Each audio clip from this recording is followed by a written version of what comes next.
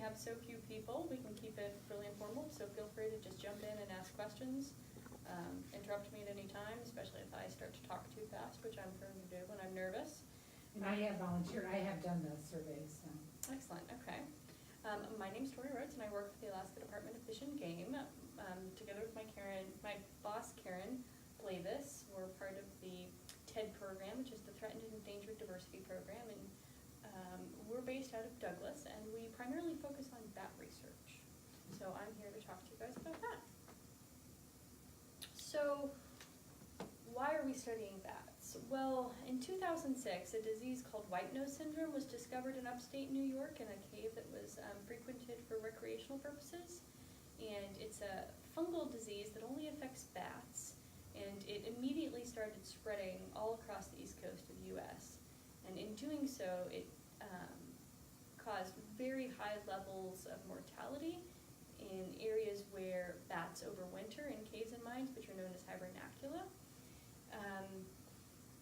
And it is a particularly nasty disease because it'll persist in the environment indefinitely, even after the bats are gone. And the mortality rates associated with it in these colonies of bats are anywhere between 90 to 100%. And in the caves out east, where you can have 100,000, 200,000 bats, losing that many bats was a really, really significant dent in the population. And the current figures total the mortality rate at over 6 million bats that have been killed by this disease.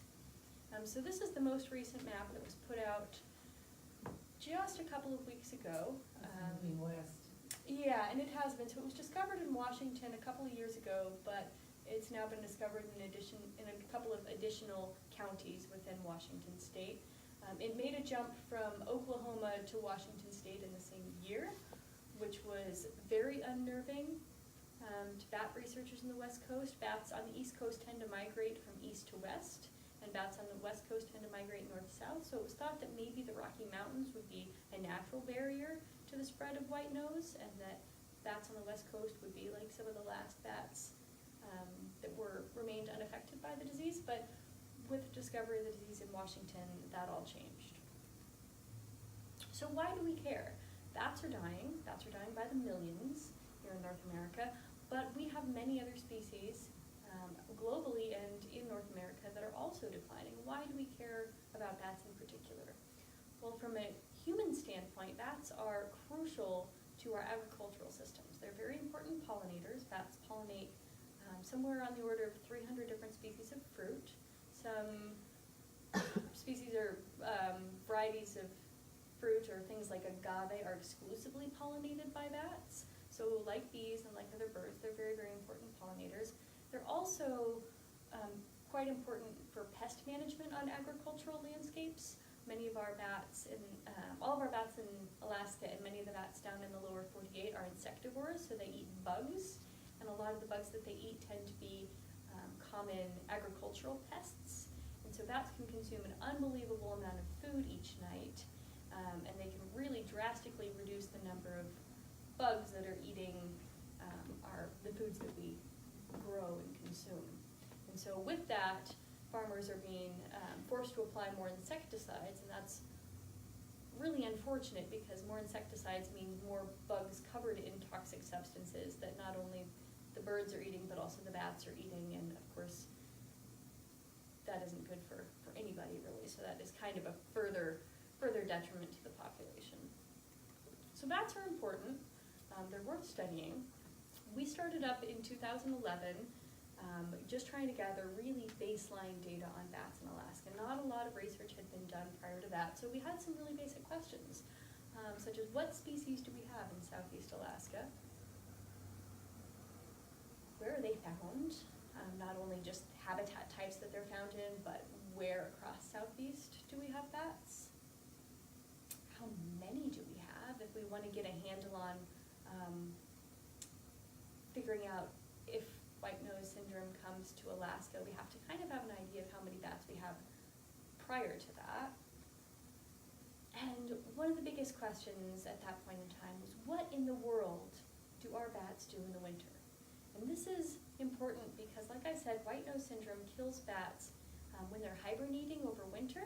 So many of the techniques that folks down in the lower 48 use to monitor for the spread of white nose syndrome are hibernacular surveys. They record locations where bats are overwintering, and then they go in and they'll look for dead bats in the winter, or they'll collect fungal swabs from the environment and test to see if the disease is there, or they'll just do basic counts from year to year to try to track the bat populations. So if we don't know where our bats are overwintering, we don't have many of these tools available to us that many other researchers have across the continent. So in an effort to address some of these questions, one of the first things we did is we put out passive monitors all throughout Southeast, up to Yakutat and Cordova as well. And these passive monitors are really nifty in that they can record bat calls all night, every night, all season long in all weather conditions. So we just discontinued it for the most part this year, but we do have like 8 seasons worth of data from a very large spatial chunk of the state. So you just had one up here? We had one up here, yep. There were only a couple communities where we had more than one detector. We had 2 in Sitka, and we have 5 around Juneau. Most of the 5 around Juneau were the ones that we were able to maintain. They can run off a number of different power sources, but we usually use car batteries, and it's a lot to ask people to lug car batteries around. So we tended to just stick with one detector in each location. But having said that, there were limitations because there can be a ton of variation between one location to the next, and don't just mean communities, I mean like 100 meters makes a huge difference. So you have to have a pretty good idea of where bats are going to be found to begin with in order to place these detectors out, and you're only getting a snapshot of the bats that are frequenting that landscape because it's just set out in the same location all season, and typically the same location season after season. You're just getting the bats that are there.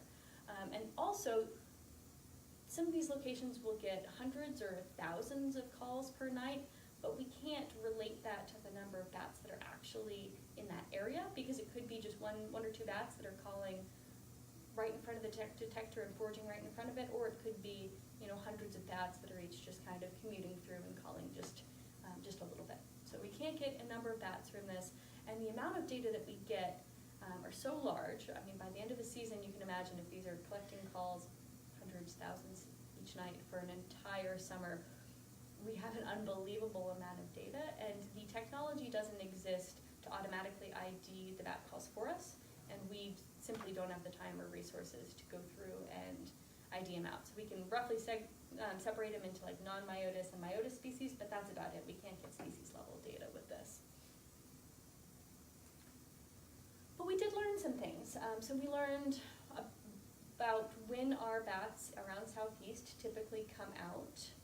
So they come out the first couple of weeks of April, and then they're active all summer long. And then by September, the calls start to taper off, and certainly by the end of October, we're not, by and large, there are exceptions, but by and large, we're not getting any more calls. So that gives us like what our active season is for most bats in Southeast, and when our hibernation season is. The interesting thing about this is that is pretty much what the emergence and hibernation cycle looks like for all bats in North America. Bats in Fairbanks typically come out the second week of April. Bats in the lower 48 on the East Coast typically come out the second week of April. We were thinking, given how far north we are, and given that we have unusual climate here, and certainly up in Fairbanks, maybe bats would be shifted later. Maybe all these sorts of things. But nope, that seemed to be all on the same schedule when it comes to when they come out in the spring. So in addition to the passive monitoring, we did bat captures. We did it over the course of 3 years. We collected what's known as morphometric measurements, which just means basic body measurements. We got like wingspan, ear length, we got genetic samples, we got the species of the bats that we were handling and whether they were pregnant or lactating or reproductively immature, male or female, things like that. And we compared this with somebody named Jess Reimer, who was collecting the same type of data up in the Northwest Territories. So this is what bat weights look like over the course of the season in the Northwest Territories, and this is fairly typical for what we expect in kind of the season of a pregnant little brown bat. So as you can see, well, let me back up and say that bats mate in July and August, prior to going into hibernation. So the females will delay ovulation, and then when they come out of hibernation, when they wake up in the spring, the females are typically the first ones awake, and they will just a couple of days after waking up, they will ovulate and become pregnant and move into their maternity colonies. And if you know anybody that has bats in their house, what they have is a maternity, around this area at least, it's a maternity colony of little brown bats where all the pregnant females will roost together in a nice dry, warm location where they can give birth and then rear and wean their pups. And so this is a pregnant little brown bat in the Northwest Territories, and in June she weighs about 8 or 9 grams. And for reference, 5 grams is the weight of a nickel exactly. So we don't typically use grams, so it's hard to kind of make that shift. So for simplicity's sake, she weighs just a little over a nickel and a half. And come July, she is quite pregnant, so she has gained quite a bit of weight, and that's the embryo inside of her. She gives birth in late July, and so her weight drops back down in August, and then in September, she is getting ready for hibernation, so she's out on the landscape feasting on as many bugs as she possibly can. It's just like bears, bats need to boost up their fat stores prior to hibernation in the winter. So she's out on the landscape, she's eating a whole bunch of bugs. Her weight goes from 1.6 nickels to like 2.2, 2.3 nickels, which is not quite doubling, but pretty close. It's definitely a spike, and you can see by November she's been in hibernation for about a month, and her weight has already significantly dropped. Well, what do our bats in Juneau do? Well, they start out at about the same weight in June, but it doesn't really change over the course of the season. And there's certainly not a big spike in September when we would think that the females need to be packing on the weight right before hibernation. Well, why is this? I'll come back to that in just a minute. So the other thing is we just kind of compared bat weights for, this is for adult little brown females only, and our coastal bats are much smaller than the interior bats. So from this we got a little bit more fine-tuned the active season, what bats were doing. So we knew that it was the pregnant females that were coming out first in the spring, and then they were pregnant in May, they were giving birth June, July, and then the pups were, within 3 weeks of nursing, the pups became what's known as volant, which is like the bat term for fledged. So they were able to go out and fly and forage on their own. And right around July and August is the pre-hibernation period, and this is when bats mate, like I said. And the females and the juvenile pups are moving out of their maternity roosts and then going off into other landscape areas in pre-hibernation. And then come September, they're getting ready to crawl into their nice little cozy hiding holes for the winter. So their home ranges will change that much? Yeah, they do. So female bats will typically come back to the same maternity colonies, we think. There's actually a study going on right now that's tracking site fidelity, as it's known. Even within a season, it's thought that maybe they'll do a little bit of switching when they're pregnant. But often, Cordova has a ton of maternity roosts, but in other locations there are less opportunities and less structures that are suitable, and so they tend to just be the ones that get bats year after year. But come the fall, they start to do different things, and the male bats hop around a bunch more. They don't tend to stick to sites as far as we know. So they don't go to a certain place every night in the fall? In the fall, I'm not positive, I would have to check, but my understanding is no, that they're kind of hopping around. So in addition to weighing our bats and figuring out what stage of pregnancy they were at, we radio tagged some of these bats, and so we fixed a little bitty tag with surgical glue on the backs of the bats, and these tags have a battery life of about 2 weeks and they'll just ping. And you go around with VHF antennas and you listen for the ping. And you try to find your bats on the landscape. So remember, we were really focused on finding overwintering areas, figuring out what our bats were doing in the winter. And we didn't really know where to start because some bats will migrate, and they'll migrate thousands of miles. The myotis, the little brown myotis bats that we were tagging, we didn't know. And so we started out like thinking maybe they're gonna go hundreds of miles, and so we were up in the sky doing big passes, and it turns out that our bats in Juneau were quite lazy.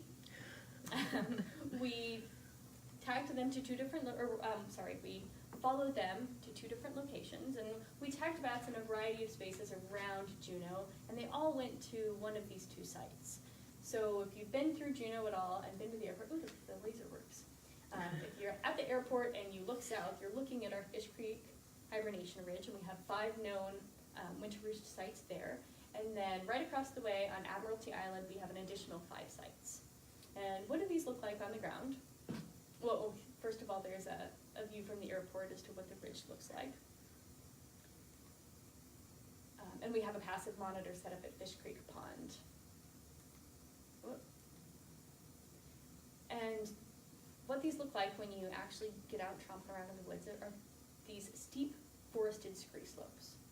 So the last place that you really want to be tromping around the woods at night carrying heavy gear because you're going to twist an ankle, that's probably where you're going to find bats. And so the scree, which is like big chunks of rock left over from rock slides or from fracturing, weathering rocks, create these nice little cavities, and a lot of the time there's just enough moss and trees grown over so that there's nice little root holes and everything's a little bit more stabilized and not likely to slide. And so you get these little catacombs, holes in the rock, and that's where our bats were. This is a site known as F14. It's quite close to the road system in Juneau, so it's the one that we know the most about because it's the easiest to get to and we reliably get bats there. And this is what the inside of these look like. And so we would track the bats to these spots, which took a lot of time and effort. So we have a 2-week battery, and we're doing this in the fall, and we're looking for a very small snapshot in time when a bat makes a jump from its like pre-hibernation transitional roost to its winter hibernacula. And they don't tend to visit the site very frequently ahead of time. They might visit it the night before, but by and large, they know where they're going, and they're going to fly straight there, and then they're going to crawl in the hole. And if we're lucky, we'll still get signal when they're in the hole. But sometimes the signal will completely, if they go too far in, we get a weak signal, and it's hard to tell. So you're banking on a lot of things, right? You're banking on good weather to fly, because we're flying at night. And you're banking on being able to get a signal from these bats, having the bats in the area, and being able to capture this one little moment when they crawl into their hole. So it's like finding a needle in a haystack. We did find the 10 sites. We tagged just shy of 100 bats, I believe. We found our 10 sites, and we set up a bunch of different monitoring activities outside each of these locations. So we put game cameras out in an effort to figure out whether the bats were using the same roosts from year to year, when exactly they were making their move into their roost and when they were leaving it in the spring. We set up the same passive monitors that we use all over Southeast in an effort to figure out what species there were and also to confirm what we were seeing on the game cameras in terms of timing. We put data loggers inside the holes and outside of the holes to compare the temperature and relative humidity as a way to try to get out why bats are using these locations. And what we learned is that the temperature outside of the roost would jump around quite a bit. You guys have, I would say, better winters here in that they're snowier and stay colder, so you can do more fun things. In Juneau, we tend to get huge temperature swings from week to week in the winter. Sometimes it'll get up into the 40s, sometimes it'll dip down to -10, -13, and even lower. In the little roost sites, there was a little bit more fluctuation if they weren't covered by snow, but by and large it still remained pretty close to right above freezing, which is the ideal temperature for bats to hibernate. And if the roost was covered in snow, it was even better. It was right at about 34 degrees Fahrenheit, and the relative humidity was close to 100%. Relative humidity is important because bats have those big, beautiful wings, but that's a lot of surface area, and it tends to cause a lot of dehydration, and so they need really, really moist environments, else they'll just desiccate.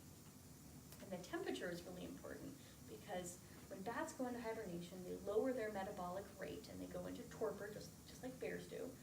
And so if you can think of a bat as a computer, it's going like into sleep mode.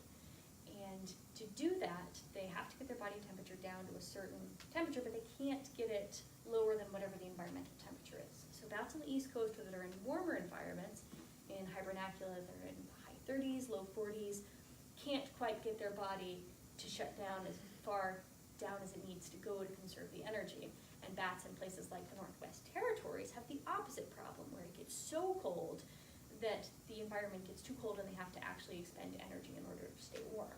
So when we think of why our bat sizes for our little brown pregnant female bats in Juneau doesn't change much over the course of the season, we think that's why. We think that we actually have the perfect environment for bats to overwinter, where they can put their body right at the perfect metabolic rate that it needs to be there for the winter, and so they don't have to bulk up on fat stores ahead of time in September like their cousins in the north do.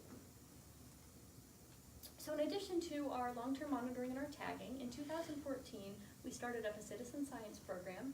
We piloted it in a couple of communities, maybe 3, and we've steadily expanded it with the exception of Gustavus. And so now we operate it in 7 different communities. This is our 3rd season here in Cordova, and our most recent community is Ketchikan, and this will be the 2nd season of operating it in Ketchikan. So we now have like far north outside of Southeast Alaska and far south in Southeast Alaska. We get completely different, we get the same data. We're collecting bat calls, but we can do things with these data that we can't with the passive monitoring data. Remember how I said the passive monitors are set out at just one site, so you're just getting the snapshot of the bats that are in the lake habitat or in the riparian stream or in the forest. Well, these, we do a driving transect that's typically about 30 miles long, and so it goes along multiple different types of habitat. So we're able to get a lot more data about what habitat types bats are using. Also, the surveys are driven at 20 miles per hour, and the reason for this is that bats can't fly faster than 20 miles per hour, so we can say that the bat that was detected at mile 12.2 is different than the bat that was detected at mile 12.4, and if we could get consistent enough data, the idea would be that we could get population trend data from this. And also, I think our record for the number of bat calls that was ever detected on a single survey was right around 50. And they average more in the 20s and 30s, and that is a manageable number of calls for us to manually go through and identify them. So from this, we've gotten really important species data about what species we have across Southeast. So to date, well actually we've had people out there surveying already, so this is maybe from January 1st. We've had 421 driving surveys conducted by volunteers, by 428 volunteers, and we have well over 4,000 bat calls, and that is excluding any data that a Fish and Game employee has ever collected. So that is just our volunteer data, which I think is absolutely phenomenal. It's been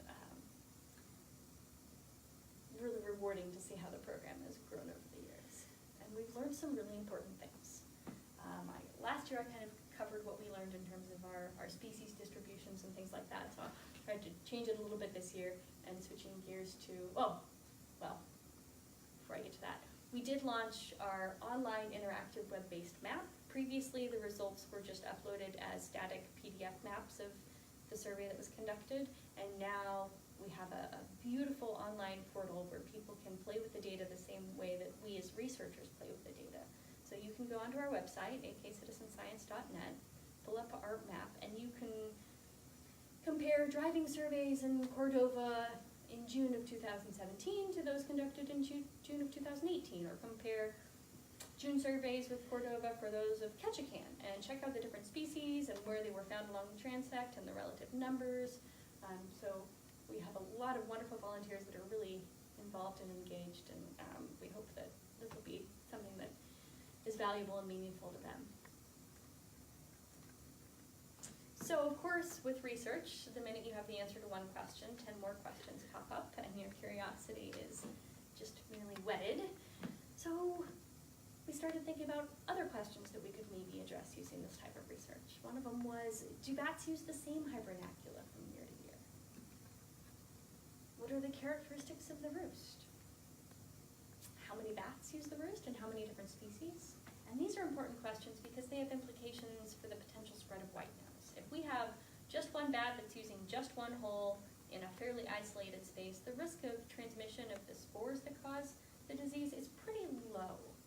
However, if we have multiple bats using the same holes and multiple bats with multiple species, then things get a little bit more complicated, and it would be good to be aware of that. And because knowing where hibernacula are and being able to survey them is such a crucial tool for monitoring for the spread of white nose, one of our primary questions remained, how do we find more of these locations? And the radio telemetry project was amazing. We discovered so much. We found the first bat overwintering areas in Alaska, but it was incredibly labor intensive. It took many years to find 10 locations, and we need more of these data, and how do we get it without the kind of luck of finding a needle in a haystack with all the right conditions. So we had a couple of breakthroughs. Two seasons ago, we left our game cameras that we put out at the roost sites out at our favorite or our closest roost site over the course of the summer. We hadn't done this before, and we got footage of a behavior that is known as swarming. And swarming has been documented in hibernacula all over the East Coast. It happens in late July and August, and it's believed to be associated with mating and with possibly showing juvenile bats where appropriate roost sites are. And you can find videos of this online of hundreds or thousands of bats circling right outside the entrance to where they overwinter. And in addition to just kind of circling, they're doing a really unique behavior. They're flying right up to the roost site and then doing like a U-turn.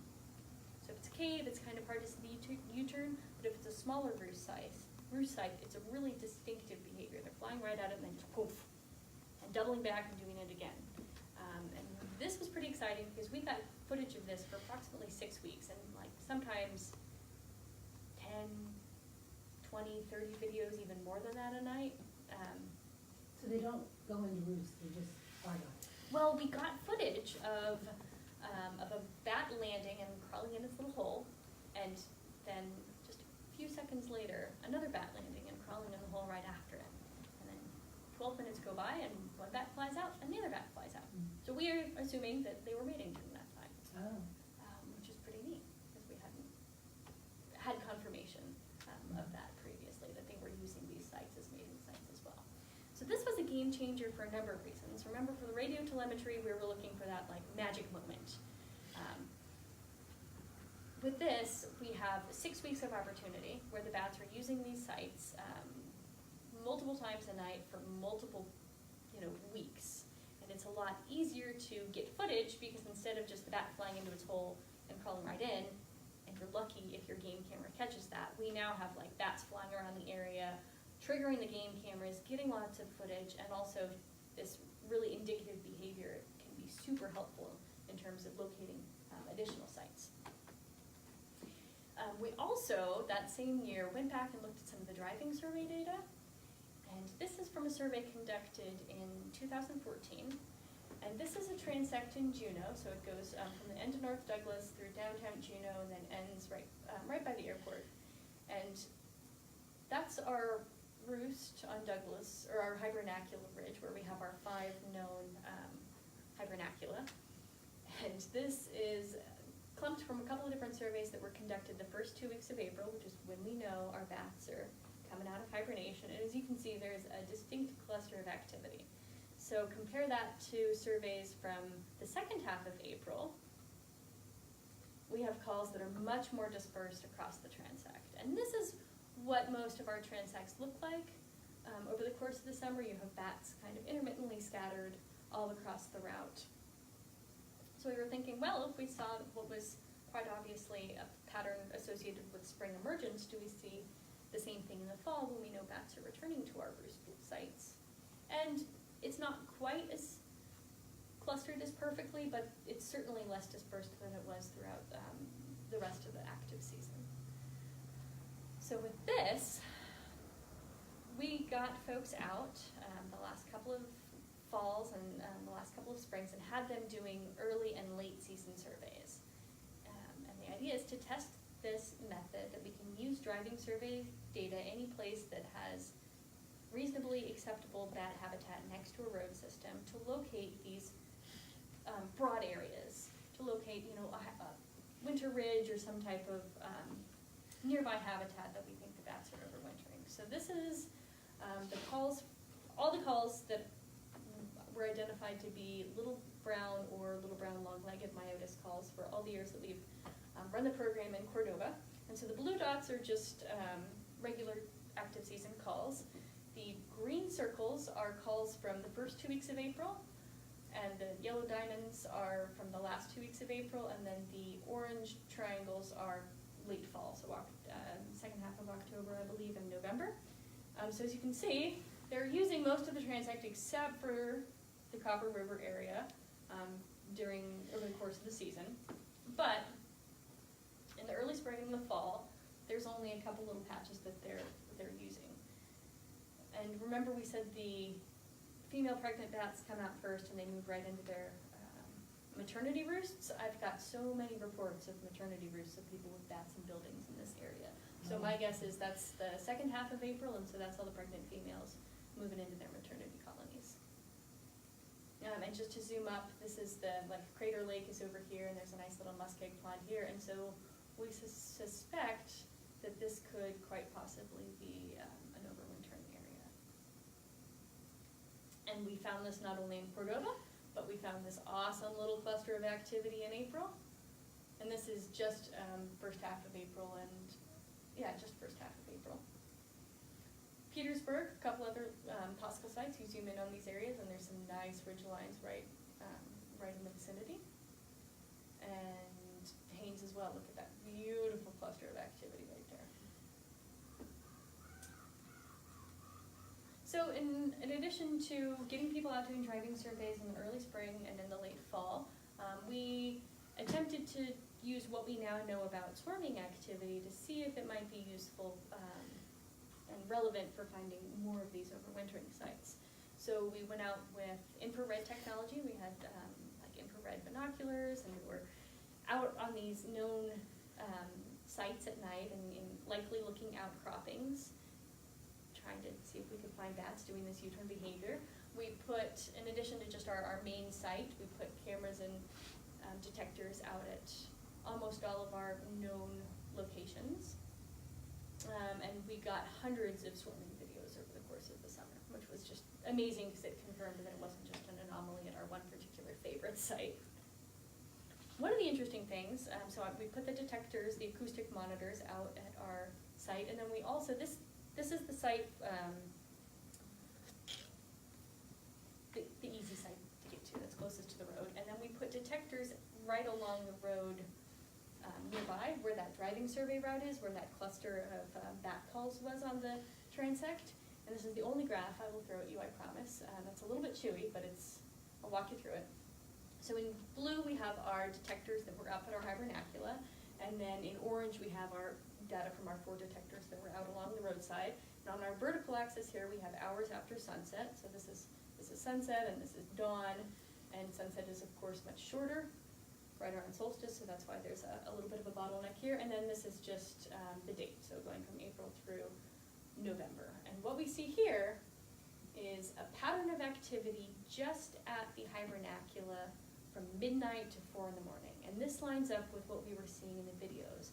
All the swarming videos where they were going to the hibernacula site and doing their U-turn behavior were between midnight and 4 in the morning. So there's this really unique acoustic signature associated with when the bats are visiting these areas. That's terminology with roadside surveys.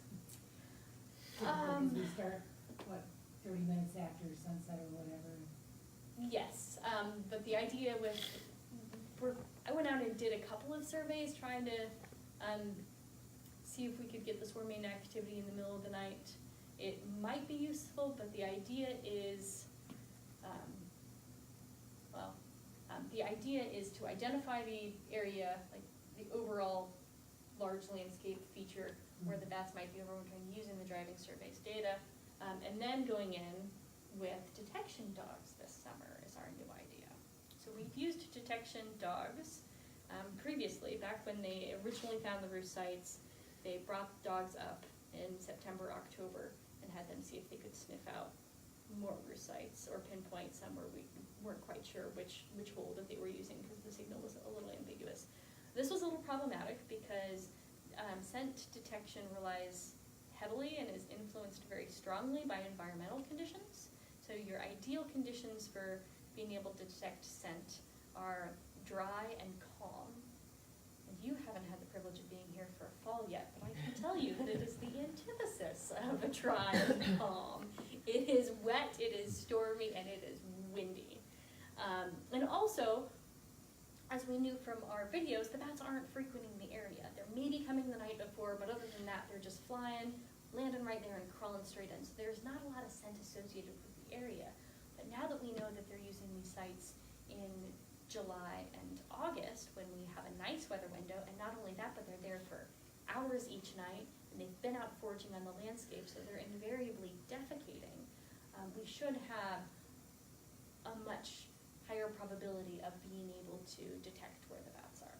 So we're testing this theory out in Juneau. We're going to bring the dogs to our known sites and see if they can figure out where they are, and then take them to other potential sites on the same ridge lines, because we suspect that there's a whole mess of bats using these sites because there's a ton of habitat. It's just needles and haystacks, right? And then we have a site further out the road where we have a nice cluster of calls that we want to go investigate. And if it proves efficacious, the idea is to go back to those communities where we have data that indicate that we might have overwintering areas that we can access. And hopefully the idea will be where we have the first calls on the driving surveys in April, and if those match up with where we get the last calls in November for the driving surveys, then we go in with our detection dogs, and we set up our game cameras during swarming, where the detection dogs flag, see if we can get this distinctive U-turn footage, put our acoustic monitors up, look for that kind of acoustical time signature between midnight and 4 in the morning, and if all of that comes together, then we have pretty excellent evidence that bats are using these areas to overwinter. At that point, the only thing we need to do to confirm that those are hibernacula sites is put our game cameras out in October and get footage of the bats crawling in for the winter. And at that point, we are exceptionally happy biologists. So that's what's coming down the pipeline. I'm hoping that it's going to be wildly successful, and next year, all I will get to do is stand here and tell you about getting to work with detection dogs. So you said you've been contacted by people. Are any of those people who are contacting you, like in Cordova, like at 5.5 mile area, are they overwintering there? And I mean, are they using their houses as hibernacula or attics or? Probably not, because for bats to overwinter, they need someplace cold. So there are bats that will overwinter in buildings for sure, and potentially some of the Forest Service cabins, the more remote ones, provide like a nice environment that's sheltered. But the reason that bats will move into buildings in the summer is the exact reason why they won't be there in the winter, because they need, in summer, the females need something warm, consistently warm and dry, because the females can't, the males can go into like a little mini torpor if we have a really nasty spell of weather over the summer. It's going to be windy, it's going to be cold, there's not going to be a whole lot of bugs on the landscape, and so the males can just decide they're going to go to sleep for 3 days, and just kind of go into a little mini hibernation period known as torpor. The females have pups to care for, so they can't. So they need someplace warm so that their body doesn't automatically start dropping down, and their metabolism doesn't start lowering.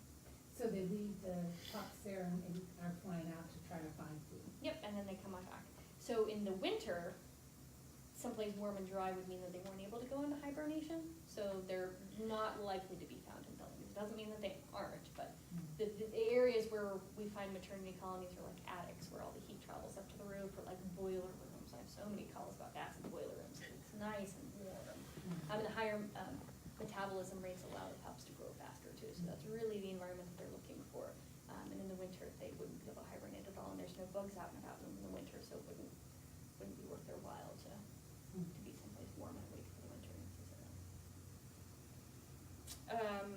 One last PSA, maybe. Uh-oh. Stop. My happy Muppet broken. Oh, the computer wants to update and restart. No. That's all right, we're on another time. Great, all right.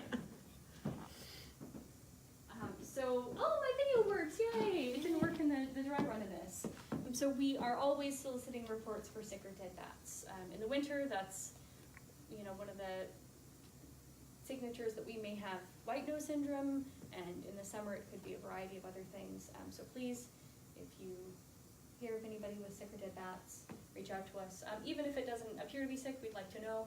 Oftentimes we get calls for, this was actually our deer biologist. This is a fun story, and I've talked fast enough that I've got time to tell you about it.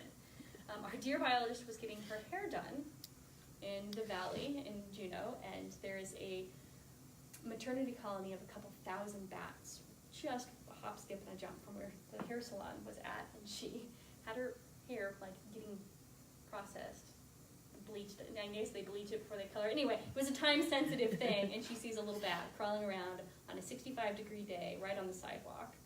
So she calls up my boss and I, and my boss walked her through it. It was a little juvenile bat, so it was right around July when the young are learning to fly, and just like birds, there's a little bit of trial and error involved.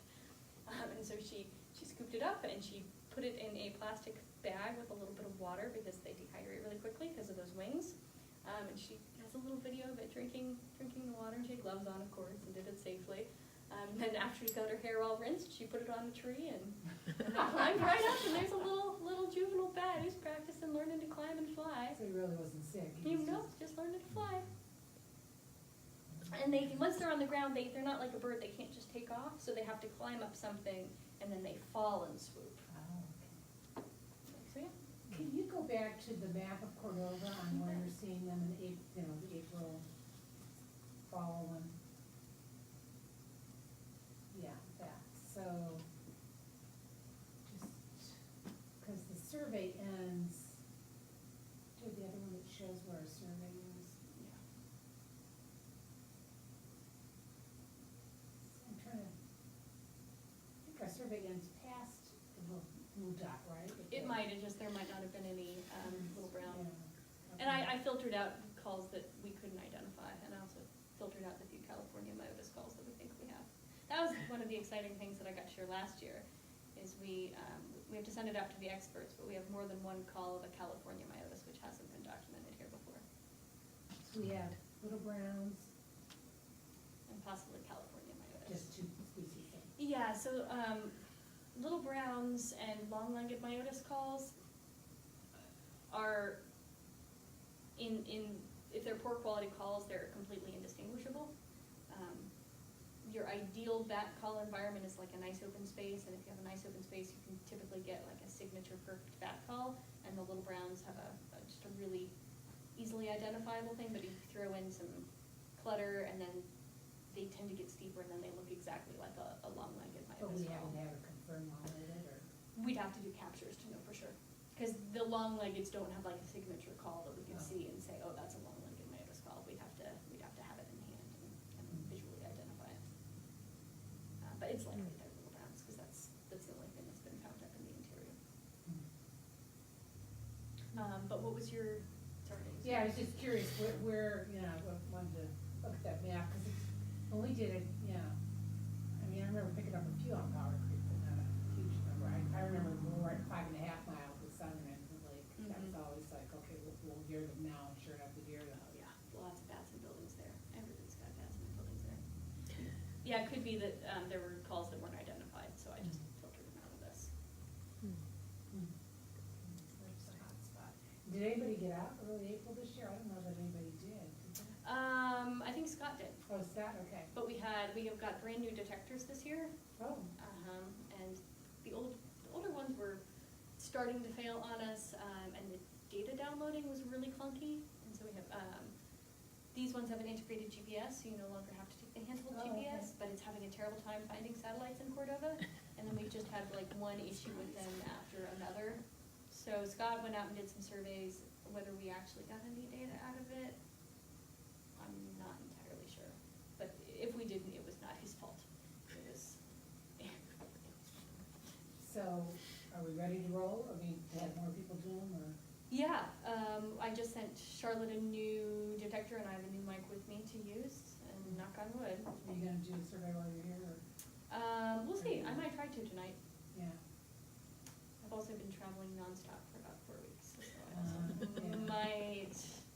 might go to bed. Yeah, I'm trying to remember when Carl and I did it. I just remember we didn't start till like 11 at night, and finished like at 1:30 at night, and so we wanted to do it like in April Yeah. this year before. Well, it got too late in the middle of the night. Cordova is a tough town. We're hoping, I mean, if nothing else, to just get the spring and fall surveys, because that's kind of the data that we're looking for right Oh, now. The okay. rest of the stuff, like, we would love it, of course, but to have So you want August, September, because. September, October, November. But I thought those big clusters you were seeing, like that might reveal where they're. Early spring, first 2 weeks of February, first 2 weeks of The April. swarming, I mean. Oh, the swarming stuff is, the You're driving not gonna survey pick it up stuff isn't, the roadside? yeah, Okay. that is helpful. So you'd have to be out during midnight and 4 in the morning. And remember on that, that graph, where's the graph? I think I put past it already. Oh, no, here it is. Whoop. Right. So there's still bats out using the roadside there as well. There's a little bit of a gap there, I don't know why that is. Oh, maybe a detector died would be my guess. Mhm. But there's still bats out on the road system right around sunset and during that time frame. So it wouldn't give us Oh, okay, a whole lot to go off of. okay. Mm. So April, May, September, October. Early April, first 2 weeks of April is kind of a crucial window. September, October, even into November, kind of depending on the year. And there's obviously variation. Last spring, we hit it really hard. We had people out surveying in early March, and we had a ton of enthusiasm because we were super pumped up. We got volunteers super excited, and everybody did a ton of surveys. And it was it had been such a warm winter up through February, and then we just got whammied, and those bats didn't come out until end of April. If some places May, it was a late awakening. Well, you wonder too, would they come out in February if it was warm and then go back in? Quite possibly. So you mentioned that we just have one detector in Cordova, and I said we have 2 in Sitka. The 2 in Sitka are fascinating because they get completely different data. And there's a professor at UAS who has one. She lives on a little island right outside of town, and she gets bat calls all winter long. She's like, I have Christmas bats. That's like her Christmas tradition is to see a bat. And she sent us data this February, and they were all California myotis calls, because California's they're the first bats we get in the spring, the last bats that they hibernate last. But apparently out at Kitty's house, they're out and about. All bats are a little bit different in terms of their hibernation. I've seen them environments. everywhere, just once I remember, Christmas bird kind of something, we flushed it, and I remember going up, go out over the lake and stuff. Oh, where was It it? was near, Skater's Cabin there. Oh, okay, interesting. It was many years ago, Oh. it's winter. There are, down in Juneau and the rest of the Southeast, we have silver hair bats, which are not a myotis species. They're a tree bat. We have those and hoary bats. And fun random fact about the hoary bat is that it's the only mammal that's actually native to Hawaii, and these bats are those migratory species. The hoary bats sometimes migrate huge distances, but we think they probably are not migratory here, or at least the silver hair. So we get a few calls in the winter, but not many, and we get a lot. We sometimes get similar clusters to what we saw with the myotis calls on that map, so we think they overwinter here, but they could also be out and about on the landscape in the winter too. But so far, no sign of those, white nose. Not yet, thank goodness. And does Anchorage have bats, or you guys? They do, yep. Are you doing anything There are with South bats Central? all the way, yeah, we have somebody else in our program who runs a citizen science program with the passive monitors that we use. The driving survey stuff would be a little too hard to do in Anchorage, but, yeah. And there's the Park Service and the Forest Service are all doing a little bit of bat research too. Some of the little brown bat is a species of concern, so there's funding available for that, and there's a lot of interest in collecting data. I don't think the district's doing anything wrong with No, but I know they had a bunch of song leaders, and they must have at one point in time. But yeah, we have bats all the way up to Brooks Range, I believe. They stop right at Tree Line, where the trees stop. And how far west? As far west as Togiak. Oh, wow. We've got an interesting, almost an oral tradition report of bats using that, there's a term word. It's when a volcano erupts underneath a glacier, and there's only like one or two of them in North America. There's a ton over in Greenland and Iceland, but there's one in Togiak, and the local, what's the word I'm looking for? Traditional knowledge. Yes, thank you. I was gonna say word on the screen. Traditional knowledge is more accurate, is that the bats use the lava, head to the mountain in the winter. And they're using the lava tubes to hibernate. I'm dying to go check that out. Yeah, oh, yeah. Beautiful. Fascinating. And so are you living here, or are you just visiting? I'll be here until July. Oh, then Yeah. go out and do some surveys. So, huge thank you to Amanda for arranging this. She extended the lecture series season just for me, which I greatly appreciate. The BAT Kit is hosted by Charlotte Renner and her assistant Sam at the Fish and Game Office, so big thanks to them for making it happen the last few years. And we have a couple of really die-hard volunteers who are, they were the only people that volunteered in 2017, I think, and they'll do the surveys that nobody else wants to do. And Scott has been wonderful troubleshooting all the equipment glitches with us. Yeah, I have a funny story. When we did it, we put it on the front of the car, and it wasn't staying, you know, and we thought, oh my heavens, because I figured out the hood was made of something different, but on the roof it would pull the magnetic part, but not on the front of the car. Oh, interesting. Yeah, so some cars are not all metal. I didn't realize that. Well, thank you both for coming out tonight.